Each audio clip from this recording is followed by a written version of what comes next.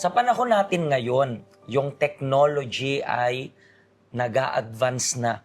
Alam nyo po yan.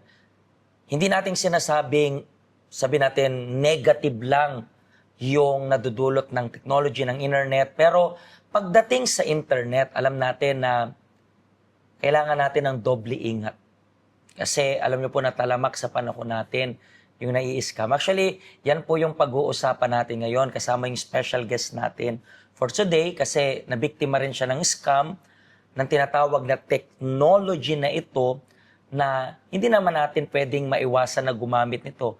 Kailangan na natin yan sa day-to-day life natin. Samahan nyo po akong i-discover kung paano itong kwento ng OFW na ito pwedeng makatulong para sa inyo.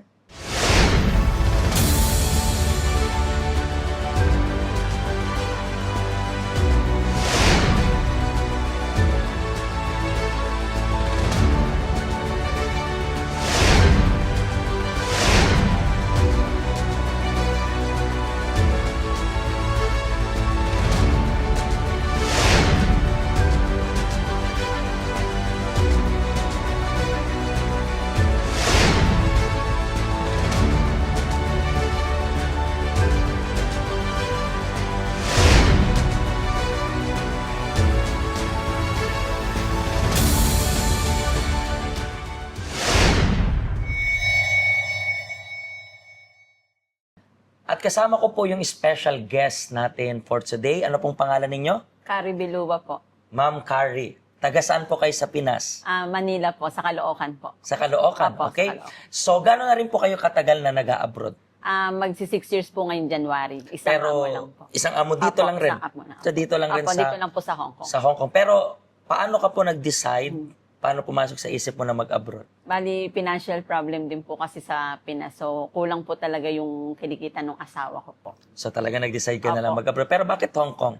Dito po, dito din kasi yung trabaho yung mama ko po. Nung una po ayaw niya po akong payagan kasi nga po mahirap nga po dito sa Hong Kong. Pero sabi ko po, kaya ko ma kasi masipag naman ako. Talagang Kaya po. bilib na bilib sa sarili. Kaya sabi ng mama ko, sige mag-Hong Kong ka na lang. Pero at least, for some reason, blessed ka sa amo mo. Kasi Yes po. isang amo lang, di Yes ba? po. So, ano yung ine-expect mo? Siyempre, may experience na yung nanay mo sa Hong Kong. Opo. And for some reason, nakarinig ka na ng mga words patungkol sa Hong Kong. Marami na siyang sinabing positive, pero I believe may mga nasabi rin siyang mga negative. So, bago ka dumating dito sa Hong Kong, ano na yung mga expectation? Bali, ang totoo po talaga, Pastor, bala ko talagang mag-cross country sa Canada po kasi po may ano rin po ako ng caregiver. So sabi ng mama ko, mas madali daw po dito sa Hong Kong mag-cross country sa Canada So, po. yung pinaka-target mo na lang talaga dito is to cross Opo. country. And then, Kaso nga po, mabait naman po yung amo ko, tsaka family po yung touring niya po sa akin. So, nag-stay na lang po ako, even na marami pong distraction po. yung sinabi mong distraction, maraming distraction. Anong Kasi po marami rin po kasi akong kasama sa bahay, kaya ano po. what do you mean kasama sa bahay? Worker rin, gano'n? Hindi, po, may may alaga po ako. Special po, may matanda din po ako, tapos may bunso, may aso din po akong alaga. So, lahat yan, Opo, ikaw isa lang. po kami sa bahay po. Isang bahay lang po. Isang kami. bahay, tapos ikaw lang gagawa ng lahat ng Opo. gano'n. Pero tinutulungan po ako ng amo ko.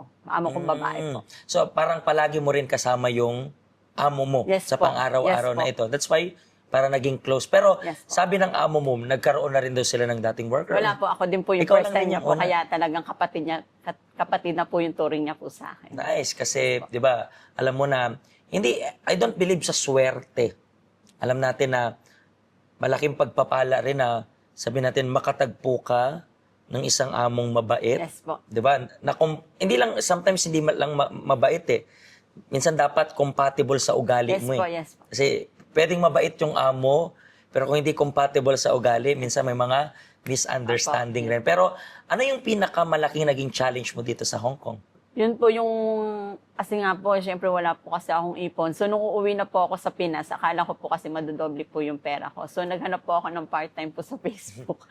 So, Saan ka sa naghanap? Facebook po, may nakilala po So, ako ano doon. yun? Yung una mong kontrata yan? Yung Hindi, ano na po ako noon, pangatlong kontrata. Ay, pangalawang kontrata. pangalawa. ko na po. So, mga Opo. ilang years ka nandito nun sa Hong Kong? Nasa 4 years or?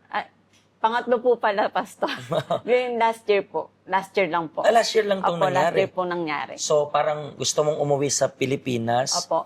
And then, Pero kulang po yung ano ko. Parang, pero bakit, what do you mean na kulang? hindi po sapat para sa bakasyon po. So, ina-expect ko po mas na yun nga Kasi po may na, plano ka bang gawin sana sa pagbabakasyon mo nun? Or, syempre po, bakasyon po. So, ang ina-expect ng pamilya ko po yung magbakasyon sa ibang lugar. Ganun po. Na may ano. na, yan is napaka-interesting. Kasi, when we talk about pagbabakasyon, maraming, hindi ako nandito para basagin hindi ako nandito nagpapaka-OA na sinasabi, huwag kayo magpasalubong. Minsan, iniisip ng mga tao, pag tinuturoan namin kayo sa financial seminar, ako, ang OA naman ng pastor na yan, bakit ayaw kaming magdala ng pasalubong? It's not bawal magpasalubong.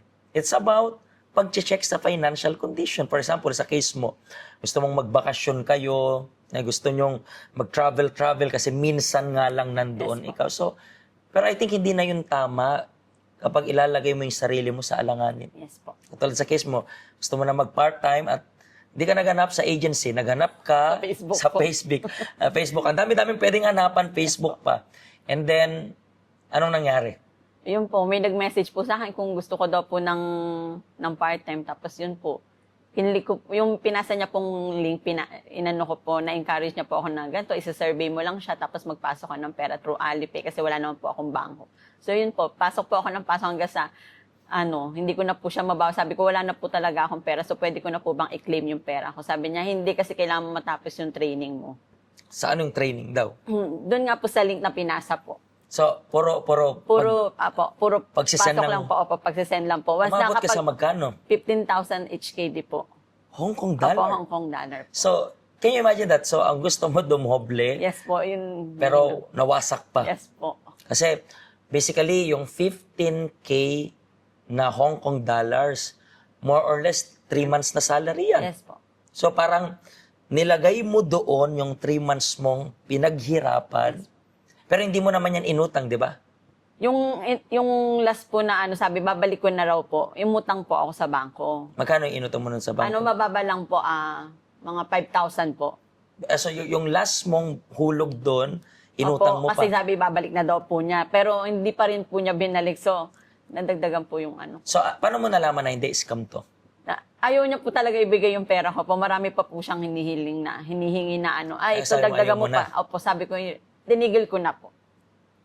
Actually, ikaw yung sabihin natin, pangalawa or pangatlo na nakausap po dito about scam like this. And then, isa yung nakita kong pattern.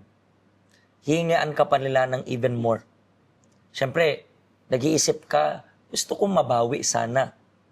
Sa ayokong, maliit pa lang nung umpisa eh. Magkano ba yung unang hulog mo? Mga 100 pa lang po. 100 pa lang. Tapos yung mga huli na po, yung medyo patapos na po, 1,000 na. Kaya po, yun po. Hirap talaga. Opo. So, hanggang sa, ito, tapos na. Nalimutan. Talagang ngayon, magmumove na lang ako, wag na ako Opo. magpuhulog para hindi Yes na po. madagdagan. Opo. And, yun, di ba, pinaplano mo nga umuwi, tapos gusto mo ng Yes po. pampasalubong. Yes po. So, paano yan ngayon yung na-scam ka? Umutang po ulit ako Umutang bago po talaga. ako umuwi. Pero mas maliit na po ngayon kasi natakot po akong hindi nakasya ng budget ko po. So, that, So umuwi po ako nang wala din. Wala din. So, umuwi po ako nag-end up- nang wala din po. no, actually, may ipon ka. Yes po. Naubos yung ipon mo. And then, nagpatipato ka na. Opo. Tapos, Pati panabla pa. opo. Lahat. So, lahat-lahat, negative pa. Yes po. So, and then alam mo dito na sa Hong Kong rin na minsan may mga worker dito na okay sana sa amin eh. Yes po. Pero alam mo rin na ang naging hindi okay sa kanila is yung utang nila. Yes. So, natakot ka rin that time, di ba? Opo, natakot po ako. Tapos, hindi rin po ako maka-focus po sa work ko kasi sinisisi ko po talaga yung sarili ko na bakit nangyari to sa akin sa tagal ko dito sa Hong Kong, na wala naman talaga akong utang dapat.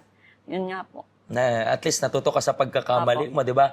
Paano ka nakapunta dito sa health May center? nag-evangelize po sa akin sa may Yunlong po. Kumakain po ako sa Jollibee noon. May Jollibee rin doon, ha? po. May nag-ano sa akin Marami rin Jollibee dito, no? Opo.